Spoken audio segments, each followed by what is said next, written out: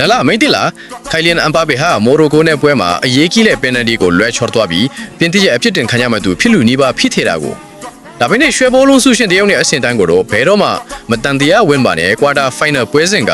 အလိုတင်းပါတဲ့အခြေအနေတွေနဲ့စတင်ခဲ့ပါတယ်ပြင်သစ်အသင်းကအင်အားအပြည့်နဲ့တိုက်စစ်ဆင်နေခဲ့ပေမဲ့တကယ်ခံစစ်နိုင်ငံကြီးတစ်ခုနဲ့ရင်ဆိုင်ခဲ့ရပါတယ်မော်ရိုကိုဂိုးသမားယာဆစ်ဘူနိုကလာသမျှကန်ချက်တိုင်းကိုကာကွယ်နိုင်ခဲ့ပါတယ်ဝေးချိန်25မိနစ်မှာအမ်ပါကေကနေရာလွတ်ထဲကိုပြေးဝင်သွားခဲ့ပြီးပင်နတီဧရိယာအတွင်းမှာဖျက်ထုတ်ခံလိုက်ရတာကြောင့်ပြင်သစ်အသင်းကပင်နတီရရှိခဲ့ပါတယ်ဝင်းတစ်ခုလုံးအသက်ရှူတန်တောင်တိစိတ်သွားခဲ့ပါတယ်ဝေးချိန်28မိနစ်မှာအမ်ပါဘေကပင်နတီကိုကန်သွင်းခဲ့ပေမဲ့ဘူနိုကစူပါဟီးရိုတယောက်လိုကာကွယ်နိုင်ခဲ့ပြီးဝေးရက်လက်ကိုဂိုးမရှိသေးတဲ့အထိဆက်လက်ထိန်းထားနိုင်ခဲ့ပါတယ်ပြင်သစ်အသင်းကမယုံနိုင်လောက်အောင်ထပ်သွားခဲ့ပါတယ်ထို့ပြင်လူကတ်ဒစ်ဂနီရဲ့ပြင်းထန်တဲ့ဘဲချေကန်ချက်တစ်ချက်ကလည်းတန်းကိုထိမှန်ထွက်သွားခဲ့ပါတယ်ဒုတိယပိုင်းမှာမော်ရိုကိုအသင်းကအားကုန်ထုတ်ပြီးခုခံနေခဲ့ပေမဲ့ပြင်သစ်အသင်းကအခွင့်အရေးကိုဖမ်းဆုံနိုင်ခဲ့ပါတယ်ဝေးချိန်60မိနစ်မှာဘောလုံးပြန်လည်ရယူနိုင်ပြီးနောက်မော့ဆန်နဲ့အခိုက်တန်းရောက်လာခဲ့ပါတယ်အမ်ဘာဘေကကိုလူချားမှုနဲ့ကန်စစ်ကစားသမားတွေကိုလှည့်စားပြီးတိုင်နာကက်ကက်ကိုတားဆီးလို့မရတဲ့ကန်ချက်တစ်ချက်နဲ့ဂိုးသွင်းယူက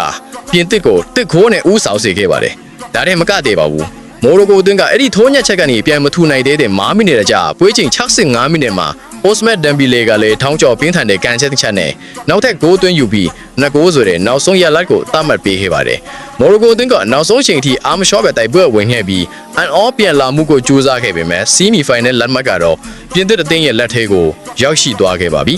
ပြင်သစ်ပြည်သူတွေကိုမေးချင်ပါတယ်ဒီလိုစွမ်းဆောင်ရည်မျိုးနဲ့ဆိုရင်ဒီကဘာဖလားမှာအန်ဘာဘက်ကိုရက်တက်နိုင်မယ့်အသင်းရှိသေးသလားလို့ထင်ပါသလားမင်းရဲ့အမိကိုမတ်ချက်မှာရေးခဲ့ပါနောက်ဗီဒီယိုမှာပါဝင်လာနိုင်ပါတယ်